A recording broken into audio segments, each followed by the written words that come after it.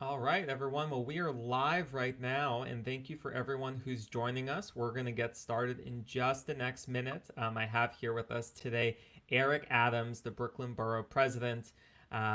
Before we get started on the podcast, Eric, I'm joining you today from Manhattan. I live off 42nd and 10th, so I am halfway between the Javits Center and the USNS Comfort. How are you Hmm. doing today, sir? Good, good. How are you? Well, every day is a new day. It's a new norm, but I think it's an opportunity to be more compassionate and empathetic as we collaborate together for how we're moving as society. So true, so true. The when you experience things like coronavirus or any major shift in who and what we are, it disaligns us. And part of the recovery and the realignment is to recenter ourselves. Not only worry about what happens physically, but also emotionally and spiritually. So take time out to meditate, take time out to learn how to breathe, to listen to your breath, take time out to just recenter yourself. And we don't do that as often as we should. That is very much part of my life, and I encourage your listeners. We gauge ourselves by our stocks and our bonds. We need to gauge ourselves by the stock we put in ourselves and our overall health. I think that is so critical and important. And as someone myself who does some meditation, who practices yoga, I've been very much the past 5 years in New York. I've seen a lot in New York and never like this. So, for all our listeners who are here live, we're going to get started right now for HumAIn Podcast Live. If you have any questions, feel free to chime them in to YouTube Live, Twitch Live, LinkedIn Live, or Facebook Live, and we'll share some of those at the end of our session as well. So, welcome back, listeners, to the HumAIn Podcast. Today, our guest is Eric Adams, the Brooklyn Borough President. We're having a special session where we're talking about how Brooklyn is responding to COVID-19 around PPP, around PPE specifically, and the services and systems to help all New Yorkers during the crisis in New York City. I've been in New York for about 5 years, everywhere living from Queens to Brooklyn to now Manhattan, and we are living in unprecedented times. Eric, thank you so much for joining us on Humane. Thank you. We've been seeing so much here at Ground Zero. New York has been the epicenter in the United States for COVID, and there's been a response. That we've seen the response from all the boroughs with technology around COVID. In your experience, what are you seeing around the city today for the response? Well, as I stated often when I talk about the running of cities, big cities, we have to shift how we run cities. And we were able historically to get away with the dysfunctionalities of cities. Cities traditionally, they will feed a crisis and then they will have an agency that will respond to the crises. And I thought that in the next 20 years, as we evolved into computer learning and artificial intelligence, that we had to change how we run cities so we can keep pace with that. Little did I know that it was going to be expedited through COVID 19. COVID 19, it is my belief that it exposed the dysfunctionalities of how we're using antiquated method to run cities in a modern day, in a modern age. The real fact that we're not addressing COVID 19 in real time with real data and real on the ground response is really exposing the dysfunctionality of our large cities. And I'm seeing that day to day, everything from our slow response to areas where we have high number of tests that we need to do and we're not doing. To the oversaturation of emergency rooms, ICUs, the lack of PPEs on the ground, no real system in place to ensure that they're in the right location. And so I am seeing how our cities across America in general and specifically here in New York, how we are just not prepared to see how do you run cities in the 21st century. And although we've seen that there's a lot of response, a lot of working to work better together, I think we're now starting to see that with technology transformation. We're starting to see some of that governing in real time. As we know, our governor, Cuomo, has his daily briefings where we're seeing a lot of data coming out. And the data is showing potentially good signs. Of course, it's early to tell, but the progress seems to be good. From your experience, particularly as the Brooklyn Borough president, we hear a lot in the news about Queens and Manhattan, but we don't hear a lot about Brooklyn. How is Brooklyn doing with the response around COVID-19? And it's so important what you just indicated, that the preliminary numbers, which are far from being the overall picture, they're showing that we seem to be stabilizing a little. We had an increase in deaths, but the hospital admissions, those numbers seem to be different. But the real question to ask when you dig into the numbers is that, are we having a disproportionate negative impact in certain communities? When you look at the term of essential employees, over 70% of the essential employees are Black and brown people.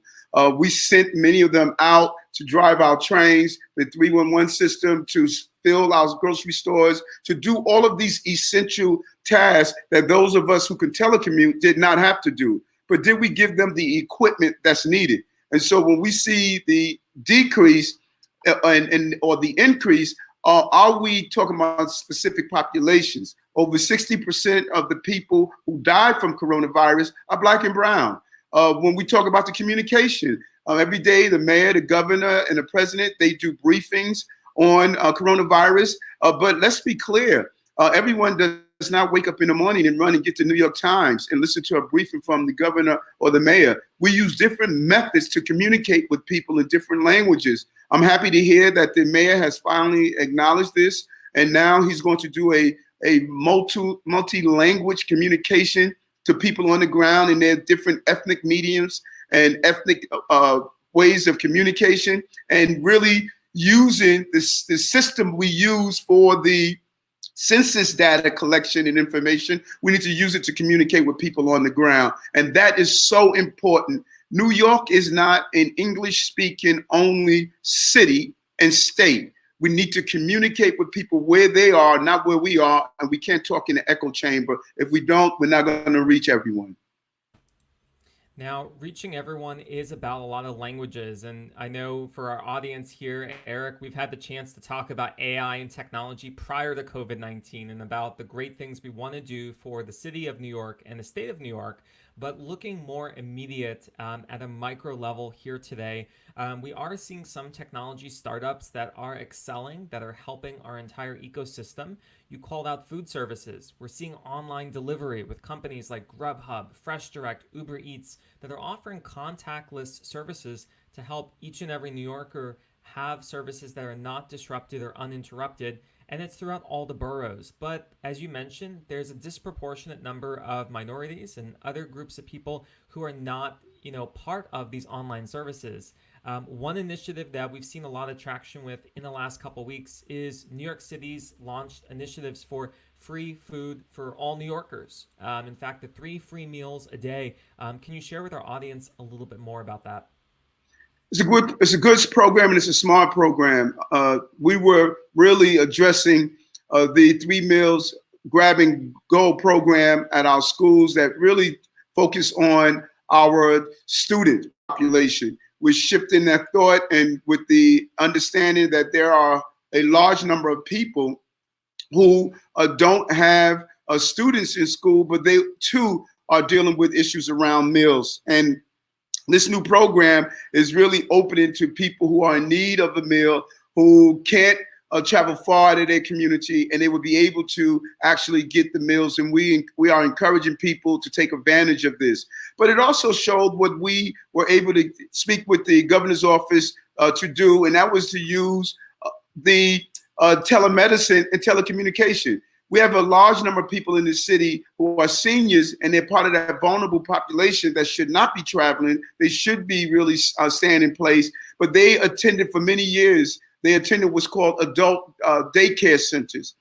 When those adult daycare centers were no longer able to remain open because the seniors were not coming in, we reached out to the Department of Health and to the governor's office and said we should be using telecommuting. Telecommunication, telemedicine, tele-interaction. Number 1 is teaching our seniors how now to be introduced into the technology. And 2, it allows you that check-in that's needed.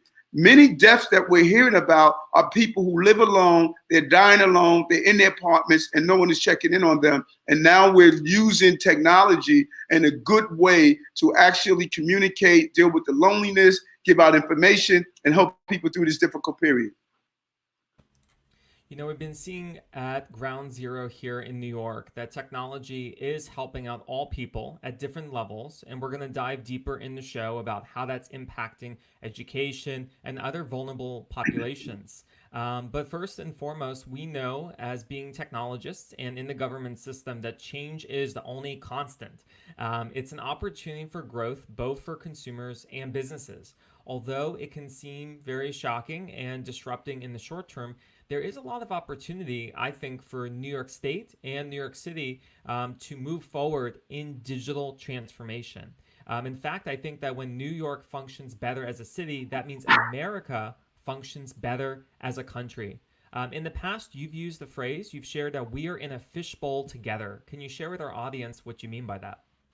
Well, I believe you are correct in stating it's clear the way goes New York goes the country, the way goes the country goes the globe.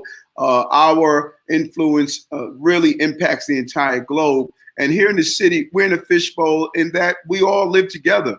Coronavirus is showing us that. When I shared a train with you, our major forms of transportation in the city, public transportation, my sneeze impacts you.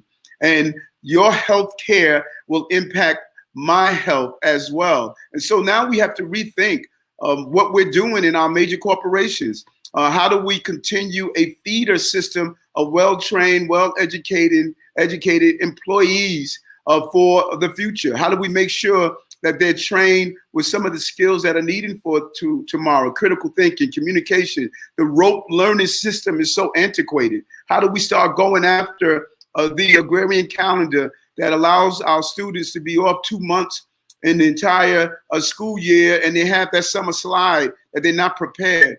We need to start understanding that we are no longer in this distant office space removed from everyone else. We're in this together, and we need to make sure that our healthcare, we need to make sure that our educational systems are producing great young people that can fill many of the jobs that are coming online. We need to be prepared for the future, and we're all in this together. Our technology, the technologies that we use must be part of preparing our future employee pool, and how do we run this city in an effective way. And running the city is a combination of consumers and businesses, or often called private-public partnerships. Digital transformation, we often see it starting with enterprises, and then it trickles down to the consumers. And this digital transformation you've also coined as a dawning moment for New York City. We've seen it a lot with our daily lives. For example, you've been involved in many years, not only with government, but also with the church system in New York. What are some of the changes you're seeing in your communities around digital transformation? Oftentimes, particularly the population that was less likely to use technology, our senior population. This is a moment of where you are now compelled to embrace the technology that's available. And we're seeing that. If a senior who's living alone now would like to see their grandchildren, they're going to have to learn how to use WebEx or Zoom or Skype. If you want to order your food out now's an opportunity to walk your parents or your grandparents through Uber Eats or some of the other online delivery services. So the reluctancy that a non-crisis allowed us to sit in the state of this is the way we've always done it, that has changed. Now you must learn new methods of communicating, of getting access to services, and it is compelling us to go beyond our comfort zone, which is a good thing when you examine that, because without this crisis, people were not likely to make that evolution from where they were to where they need to move to. You know, we often see, especially in the technology industry, that we are a mobile first society where we're using our tablets, our phones, our computers, and we've said we've been in person second. But now it's no longer just the tech industry. Everyone is mobile first, in person second. And part of that is around the education system. We know that all New Yorkers in the middle school, the high school, the entire public school system are studying remote. They're using the software that you've mentioned, Eric. They're using Zoom and Microsoft Team meetings and WebEx. And it's a lot of learning and it's distance learning. Traditionally, I know a lot of schools have been reluctant to go online, but we've seen some promising early results. We've seen more engagement with different students. We've seen the opportunity to like level the playing field with equity and inclusion. What are some of the hopes that you see with online education in these times? It has been really exciting. I have held a series of communications with some principals and teachers who are saying for the first time they're seeing some of their students that have traditionally not interacted, not participated in the classroom. Many of them were dealing with either physical impairments or some emotional impairments, and now they are very much engaged.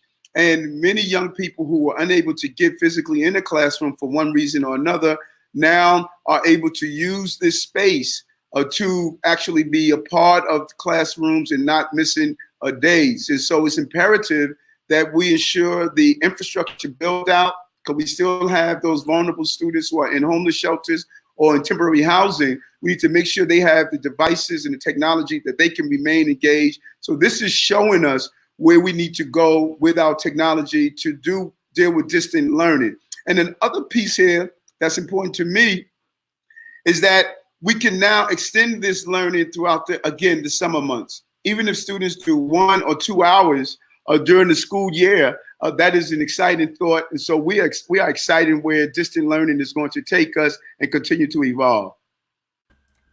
You know, one initiative that's been out for the last few years that I think that has accelerated distance learning for all New Yorkers is the Link NYC initiative. I know we've seen it in the last few years. Now there are hundreds of these stations in all the boroughs providing free Wi-Fi meshes all across the city. So often in the news, we're hearing that there is not access to Wi-Fi, but I think we're soon going to be in a state where Wi-Fi will be available for all New Yorkers. All New Yorkers will be able to use their mobile devices or even devices that will move in the next few years with other, new technology like XR, VR, AR. But some of that's still early stage. And I think, as you mentioned, now is an opportunity to allow, students to learn at their cadence. And so some of those will excel more in online by going to more advanced material, and others can get more of that one-on-one attention that they typically would not get in the classroom. So I think it's going to provide a lot of opportunity. On the other end, we can also talk about the high school system and the college system. We know in the last couple weeks, the GMAT and GREs have gone online. We've even heard that the Regents exams have been temporarily postponed or canceled. And although this is very challenging, I'm sure for a lot of parents who have their children in the school system today, I think it can create a lot of opportunity to embrace technology and to also know that we are more than just a number. We are more than just a test or exam. So true. And as we build out, the more we build out using the free Wi-Fi, and it should be a right in all communities, the more we'll learn where our gaps are. And I think it's important to do a GIS mapping of the entire city so we can see where we are and where we need to expand to. We can't stay in just affluent communities. We need to make sure every NYCHA development has full access, every homeless shelter, every community should be part of the build out. And the only way you could do that is to have the full scope of where you are and where you need to go should be in front of you, and have plans of continue to build out. Just as we pave roads, we need to pave our city with access to real accessibility to Wi-Fi. And we're seeing access to technology happening all across the board in New York City. There's a lot of resources that have been sprung up in the last just few weeks. including from Tech NYC. They've shared a lot of resources that what are a lot of startups doing today to bridge the gap, to offer free resources for New Yorkers, whether you're a small business owner, whether you're in technology now. They have this resource guide, which we'll be sharing in the show notes, that talk about tips and takeaways that every New Yorker can learn, not only around PPE, but what resources are available from the city and federal government. I think one of the big initiatives that we've seen heralded very well in New York is the New York City Tech Coronavirus Task Force as well, and one of over 500 technologists in New York City that were working together to centralize communication, working and bridging the gap with our local, city, and federal government resources. I've never seen such mobilization since a long time, right? And I wasn't even in New York in 9/11, but Eric, you were, and I'd love to hear your story with our audience about what was New York mobilization back then and what are we seeing today? And it's amazing how we mobilize. I was a lieutenant in the police department at the time when two planes not only struck and took down our towers, but it also took down our economy. We went into a terrible state when Mayor Bloomberg came into office. We had almost a $48 billion budget deficit. And the rebuilding process really started on September 12th. Unlike the coronavirus, where the rebuilding process is going to take a longer period of time because the strike is a longer period of time. It's not a one-day strike. And it is imperative that as we go through this crisis, we're thinking about how do we rebuild in the meantime? How do we look at this new norm that we are going to embrace? And how do we build our city to be smarter, wiser, and stronger to be prepared for any type of onslaught of this magnitude again?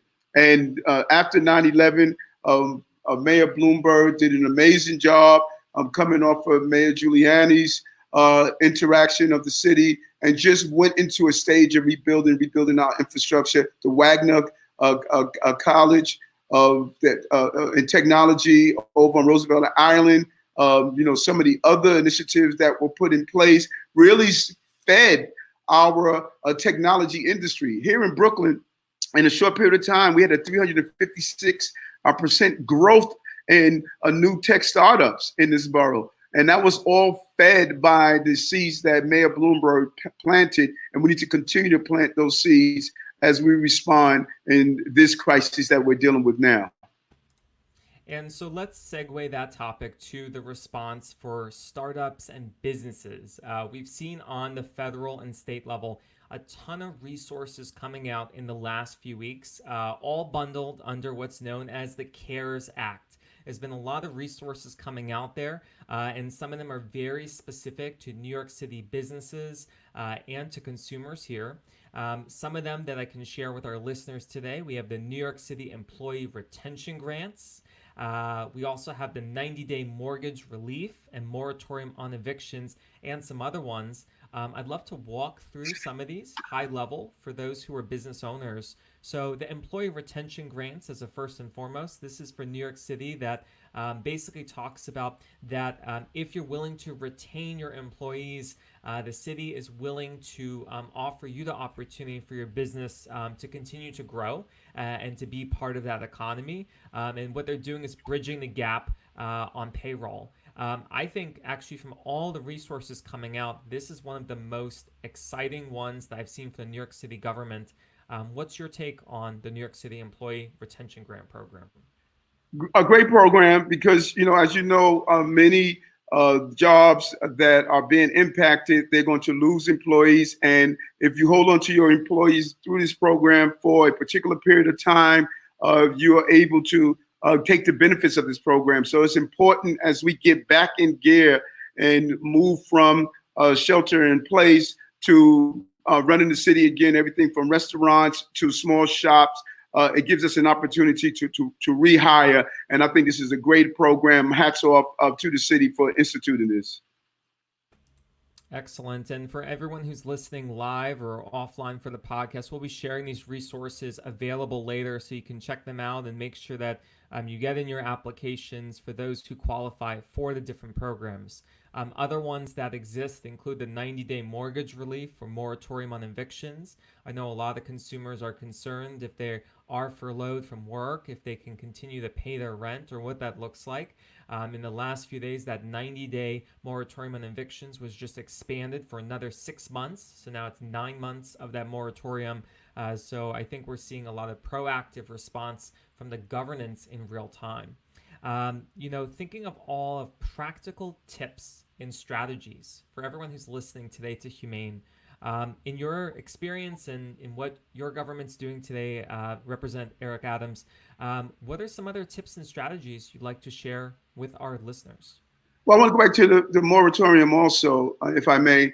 I think it's important right now. The moratorium is on one and two family houses. I think we need to expand it a little further, and we need to add to that utility payments, as well as I believe we should do a 90-day moratorium on rents as well, as long as it's matched together with the moratorium on mortgage payments. And we propose something for our tenants and landlords to make a deal where they can return the month security that tenants normally pay. This would allow an $8 billion infusion of money into our economy, which is much needed, and it could assist in stabilizing. So the goal is to give a 3-month period of stabilization. 1 month could be the return of the month security to tenants that can pay it later. The second is a 3-month moratorium for mortgages and rents. That would give us 4 months where we can ride out this crisis. And the largest really payment that we make as New Yorkers normally lies in our rents. And this would give us an opportunity to take that off the shelf. And we're hoping that the city and state and federal government would look at this, because this is a good way to sort of normalize this situation. And so when you go back to the tips, number one, I think the tips are said have been repeated often, and it's something that people don't think about. I just did a PSA with a group of over 50 doctors who really believe in our healthcare system, and they gave us 3 basic tips that I think are very important. Number one, if you smoke, now's the time to give up on it, because respiratory illnesses, those pre-existing conditions could have an impact on your health with coronavirus.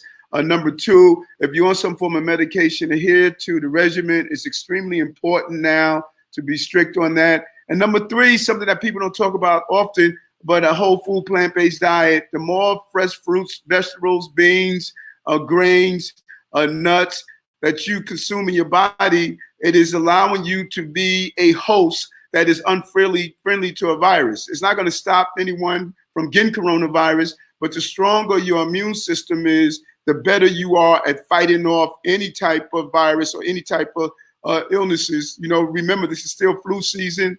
Our body, our immune system historically, because of the American diet, is extremely compromised. And we're saying those 3 tips, with washing your hands repeatedly, making sure you cover your face anytime you go out, and practice social distancing. All of those things combined can give you a good fight against coronavirus.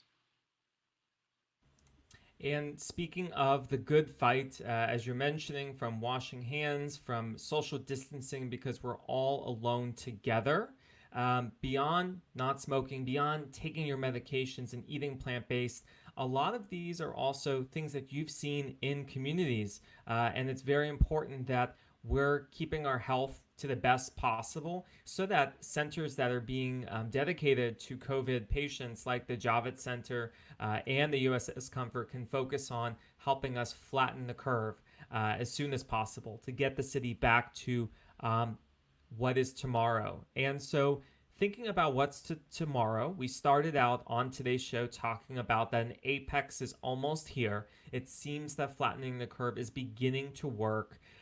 We've seen halfway across the world, similarly, that in Wuhan, China, where the disease originally had its outbreak about 76 days ago, or about 80 or so, that Wuhan just opened up again. They've opened up travel. They're starting to have people going out for tourism with respect, very cautious with masks and businesses are opening.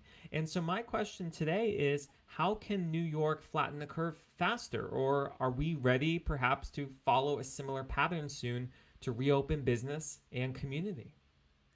We are not out of the woods yet. I think that there's always a benefit of not being the first, like Wuhan, China. We're learning from the things that they did, how we could move our city to flatten the curve faster. I believe the combination of what the governor and the mayor both are doing, and all of our frontline employees are doing, is really a Herculean task of getting the information out. What we must do is continue to get the information out into the crevices of all of our communities. We need to try to get personal protection equipment to all of our essential employees. And I've said it continuously, there's a great stock outside the country that we can get in the country. We need to utilize those relationships to get them here. And so we can make sure that all of our essential employees have those items that they need to protect themselves, the public, and their families. And then we could do things as everyday New Yorkers. Volunteer, find out where your local area to volunteer, deliver food to, in a very organized manner within the social distancing rules, deliver food to those seniors in your community that's shut in. Get on the phone and do a check-in call to those seniors. Use technology to do FaceTime and see how seniors are doing. Do they need things? So it's about communicating with the most vulnerable population and giving resources to the most vulnerable population. The numbers state that over 80% of the people who get coronavirus will cycle out of it. 20%, they are the most vulnerable population, and we need to make sure that we're there for them as we deal with this crisis. I cannot agree with you more, and I think there are so many resources out there that we're just discovering today to help all of our vulnerable populations. We've seen even not just in New York City, but the entire United States, all of America has mobilized around Project N95 to ensure that we have masks available for all of our medical workers and healthcare practitioners at all of our major hospitals and institutions. So I think that's one great initiative that we've been seeing, where people have been collaborating together across all of our digital and physical divide. Beyond that, I know in New York City, we also have an opportunity that if you're a listener and you'd like to contribute to help the city advance its cause against COVID-19, the New York City government does have a fund where you can donate and contribute as well.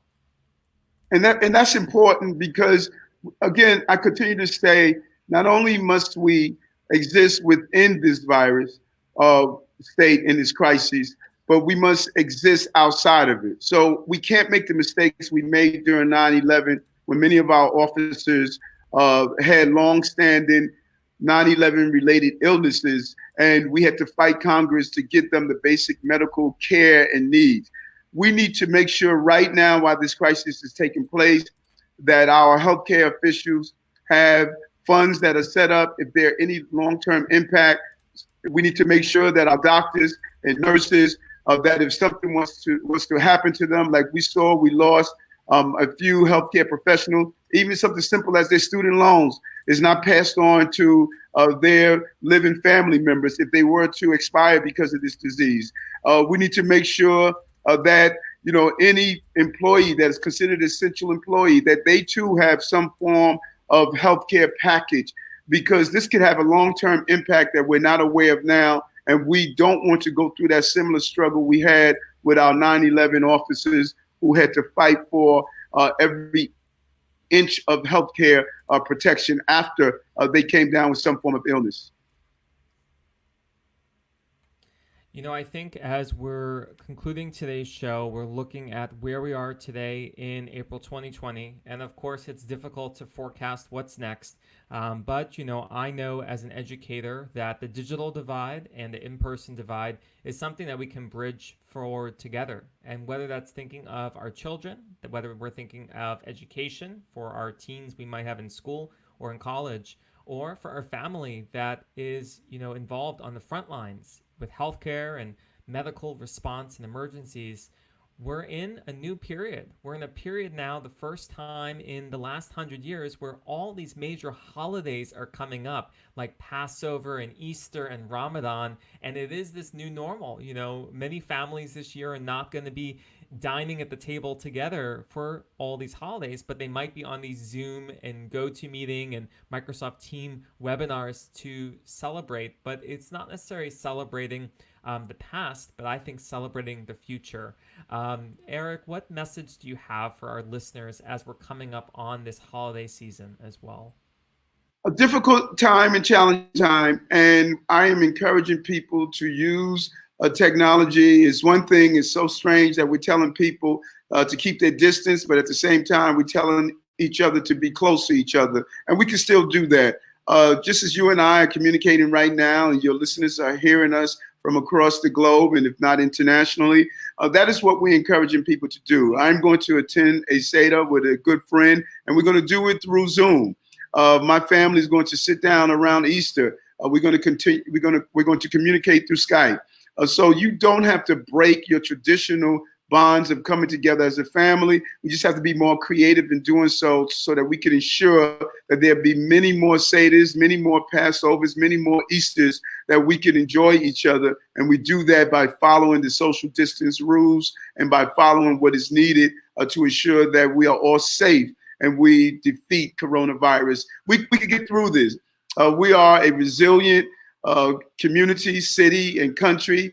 We've had hard times before, and all we have to do is come together and show a level of compassion, commitment, and dedication, not only to each other, but to ourselves. There's a reason when you get on a plane, the airline personnel states that before you put the mask on someone you're traveling with, put it on yourself first during an emergency, because we're no good to anyone if we're not good to ourselves.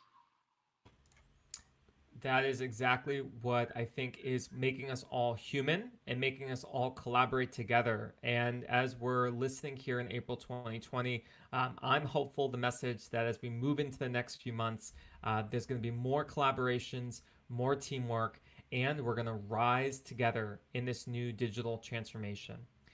Representative Eric Adams, the Brooklyn Borough President, thank you for being with us today on Thank HumAIn. you very much.